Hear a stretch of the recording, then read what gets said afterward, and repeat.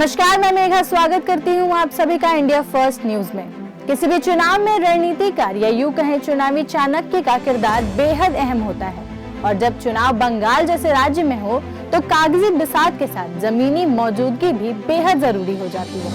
ऐसे में भाजपा ने एक बार फिर अपने सबसे भरोसेमंद सिपहसालार और अपनी धारदार भाषण के लिए मशहूर डॉक्टर नरोत्तम मिश्रा को बंगाल के चुनावी रण में अहम जिम्मेदारी सौंपी है। जेएनयू में नारे लगे कि भारत मेरे टुकड़े होंगे, इंशाअल्लाह इंशाअल्लाह।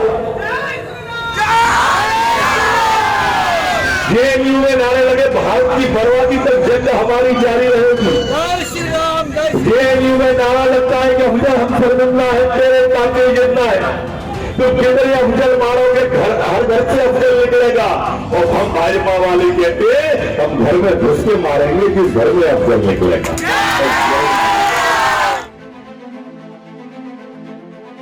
मध्य प्रदेश के गृह मंत्री डॉक्टर नरोत्तम मिश्रा पिछले कुछ सालों में भाजपा हाईकमान के प्रमुख सेनापतियों में से एक बन गए हैं।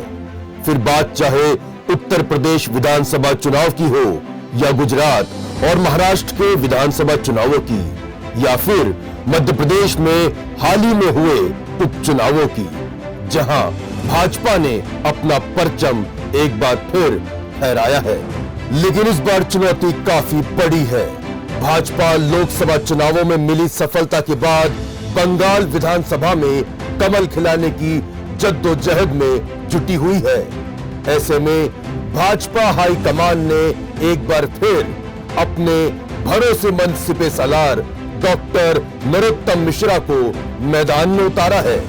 पश्चिम बंगाल की 48 विधानसभा सीटों पर भाजपा का भगवा झंडा फहराने की जिम्मेदारी नरोत्तम मिश्रा को सौंपी गई है।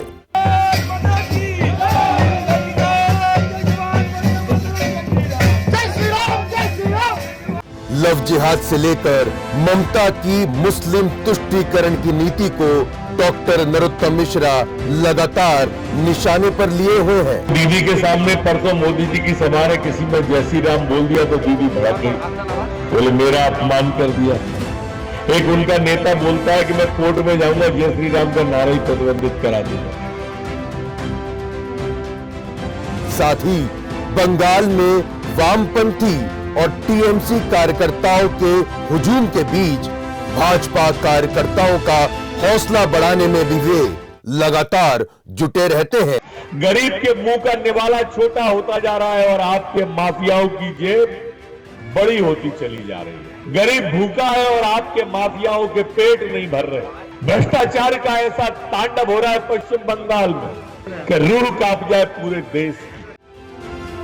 उनका दमदार व्यक्तित्व और आक्रामक भाषण शैली के चलते बेहद ही कम समय में उन्होंने बंगाल के गांव-गांव तक भाजपा कैडर को मजबूती से खड़ा कर दिया है। डॉक्टर नरोत्तम मिश्रा की तत्कालिक मुद्दों पर तीखा प्रहार करने की रणनीति उन्हें मीडिया में भी सुर्खियों में बनाए रखती है। हालांकि डॉक्टर नरोत्तम मिश्रा खुद को पार्टी के एक सामान्य कार्यकर्ता के तौर पर ही देखना पसंद करते हैं। उनकी यही सरलता बंगाल में आम लोगों में भी खासी सराही जा रही है। देखना दिलचस्प होगा कि भाजपा के पितृ पुरुष श्यामा प्रसाद मुखर्जी की भूमि पर भाजपा इस बार कमल खिला पाती है। त्रेता युग में जय श्री राम बोलने से लंका में रहने वाले रावण के वंशज भड़क जाते और कलयुग में धीरे भड़क जाती है।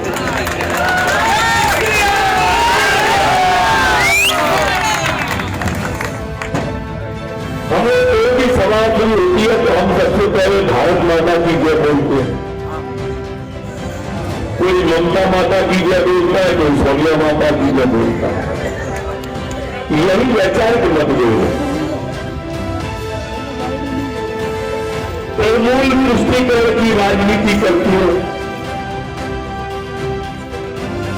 और हम तो खुले में कहते हैं कि जो राम का नहीं वो हमारे काम का नहीं। क्या नरोत्तम अपने राजनीतिक करियर का सर्वोत्तम प्रदर्शन कर पाते हैं? बंगाल चुनाव के ऐसे ही रोचक जानकारी और हर पहलू पर इंडिया फर्स्ट की कवरेज और विश्लेषण देखने के लिए आप हमारा YouTube चैनल भी सब्सक्राइब कर सकते हैं। पसंद आया तो इंडिया फर्स्ट न्यूज को लाइक करें, शेयर करें, सब्सक्राइब करें और बेल आइकन को दबाकर आप अपडेट रह सकते हैं।